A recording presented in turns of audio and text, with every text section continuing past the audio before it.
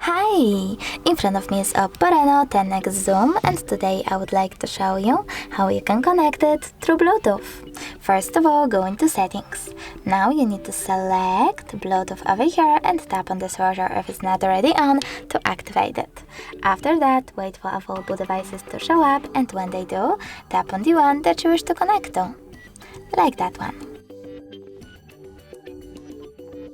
Now select pair in the pop-up and wait for this device, in my case Nokia, to accept your connection request.